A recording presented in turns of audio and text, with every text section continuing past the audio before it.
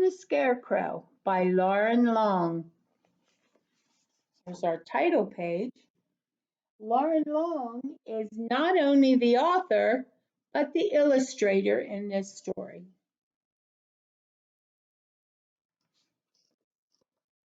What season of the year are we in right now? If you said spring, you are right. Remember Miss Bright's song that says, winter, spring, summer, and fall. Seasons go round like a great big ball. I don't have a favorite, I just like them all. Winter, spring, summer, and fall. So remember, it is spring right now. You were right. And things are growing again. The grass is green, the trees are bright green, flowers are beginning to come up, bushes, the fruit bushes and flower bushes are getting buds on them and green leaves, and many things are beginning to grow. The farmers are getting ready to plant the fields. So in our story, it's not spring, but it's the next season. What comes next? Summer, sure. It was summer when the Scarecrow first came to the farm where the friendly little tractor, Otis, lived, back when the corn was tall and ripe. Why would a farmer put a man on a stick, a scarecrow on a stick in his farm, on his field? If you said to keep the birds away from the crops, you are right. Those birds are hungry and they like to eat the things that are growing. Otis recalled how the crows had scattered at first. They wanted nothing to do with the Scarecrow, which made the farmer very happy. Otis was also happy. A new friend had come to live on the farm. But when Otis went to welcome him, the Scarecrow didn't smile or say hello. He just stood there, a sour look in his face, staring at the cornfield. After a while, Otis left him alone.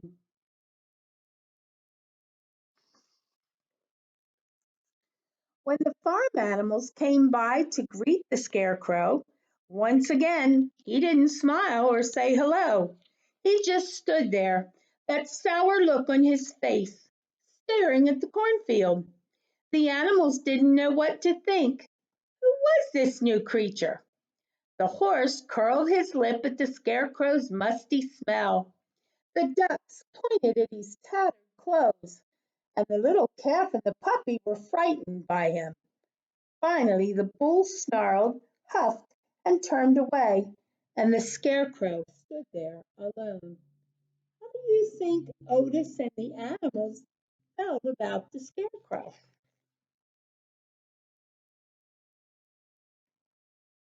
Do you think they thought he was going to be a nice friend? I don't think so. Summer passed by. The crows came back around. They perched, picked, and pecked at the Scarecrow. Otis noticed that the Scarecrow didn't shoo them away. He just stood there with that sour look on his face, staring off at the cornfield. Otis puffed a soft sigh and turned to catch up with his friends.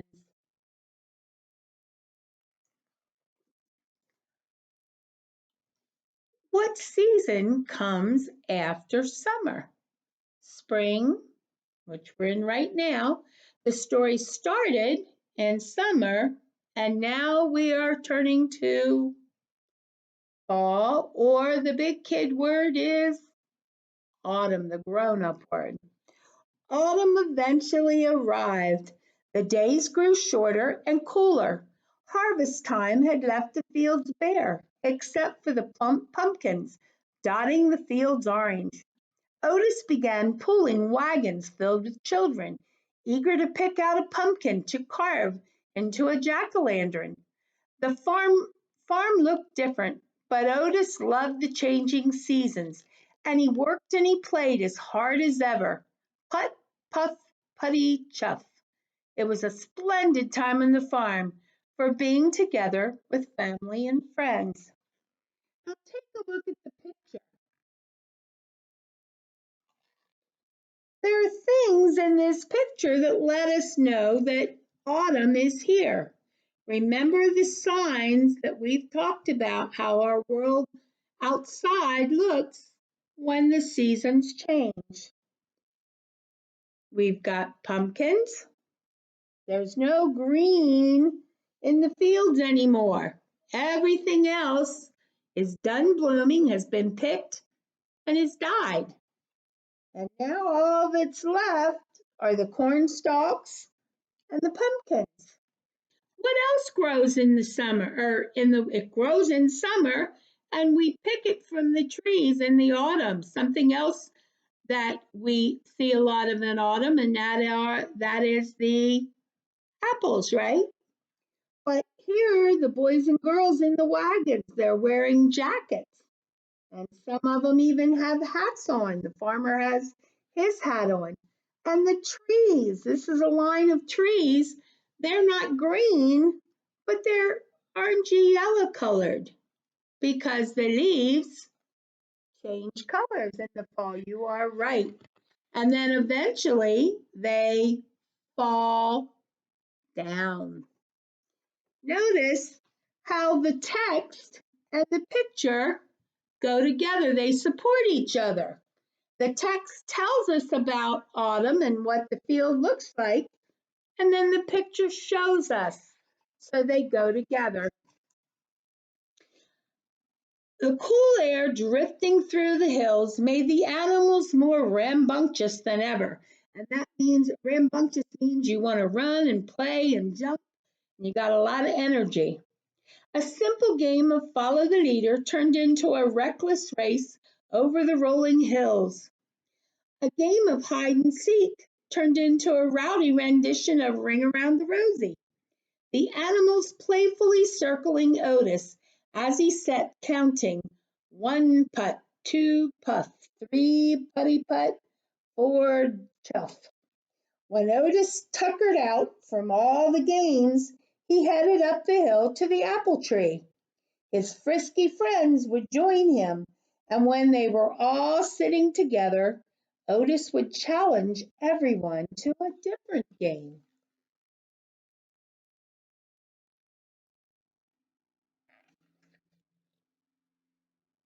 Otis would sit quiet. Oh, I missed a page. Sorry, boys and girls, skipped it.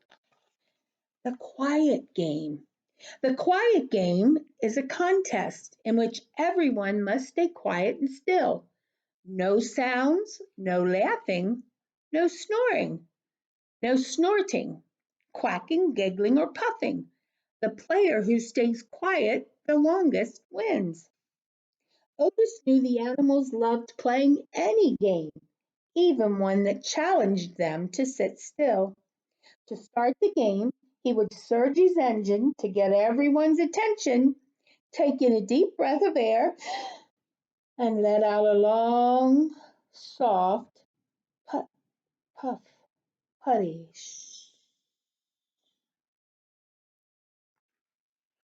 I bet maybe you've played the quiet game a time or two.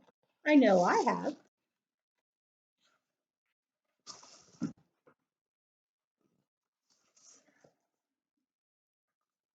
Otis would sit quietly and look over the farm. There was mud ponds full with the autumn rains. There were the plump pumpkins dotting the fields orange. There were the shocks of corn fodder all in a row. And there still was the Scarecrow, all alone, staring sternly at the empty cornfield.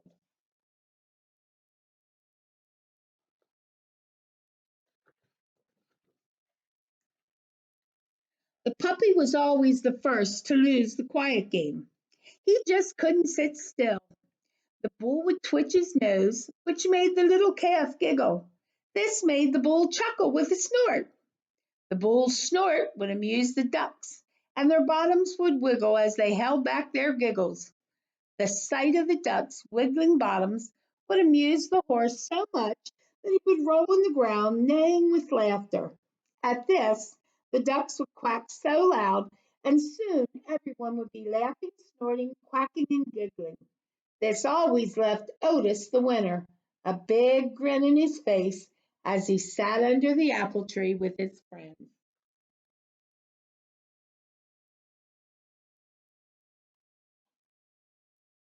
Looks like they were having a good time. One day, a cold rain set in. Otis and the animals ran for cover under the apple tree. They huddled together for warmth as Otis looked over the farm. There was the overflowing mud pond. There were the shiny wet pumpkins and the soaked corn shocks all in a row. And there, swaying back and forth in the cold wind and rain, was the Scarecrow. Otis couldn't take his eyes off of him. He thought about how the Scarecrow must feel.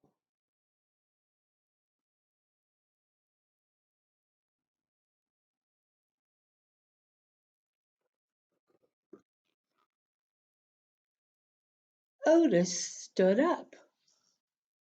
What do you think Otis is going to do?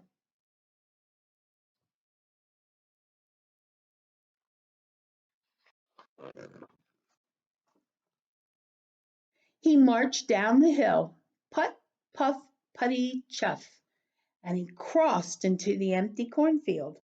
Without hesitation, Otis chuffed and puffed straight up to the Scarecrow.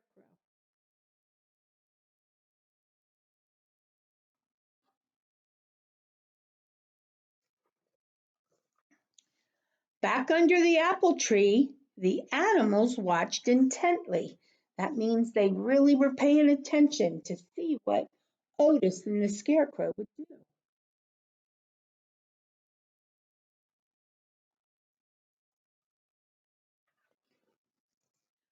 Otis looked up into the painted eyes of the Scarecrow and smiled. The Scarecrow didn't smile back. He just stared off at the empty cornfields as always. The two of them stood quietly in the great big field as the wind and the rain battered them. Then Otis turned his body around and backed right up alongside the Scarecrow, and with a chuff, he sat down next to him.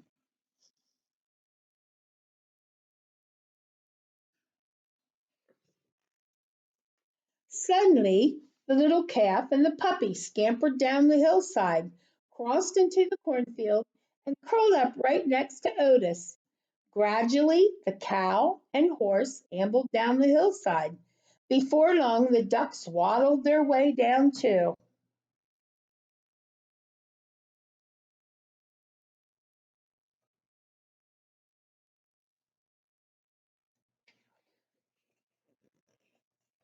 And finally, the big bull sauntered down into the field, joining all the others. Otis surged his engine to get everyone's attention, took in a deep breath of air, and let out a long, soft put, puff, putty. What did Otis want them to do? If you paid attention, he's getting ready to play what game? The quiet game. Otis and the animals sat quietly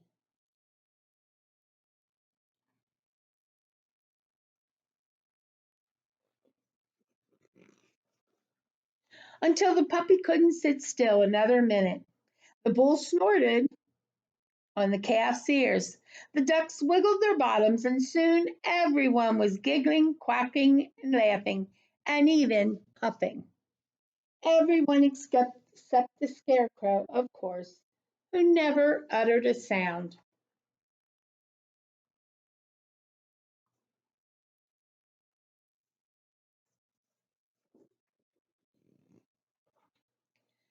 Yet, as Otis watched, he couldn't be sure, but he thought he might have seen the Scarecrow smile. Either way, Otis thought the Scarecrow didn't look quite so lonely anymore, surrounded by friends.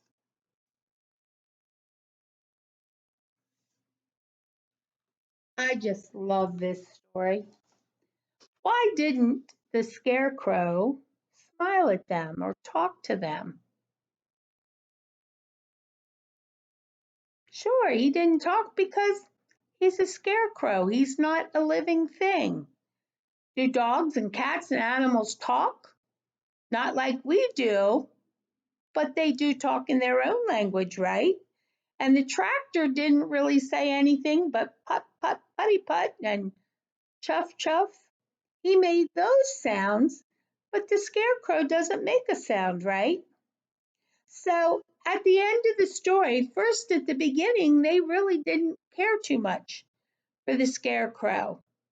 But once they went over and they sat with him and they played that game with him, I think they kind of started to like him. And how did they feel about themselves? They felt happy, happy because they tried to make someone else happy. You did a good job with this story, boys and girls. Have a good day.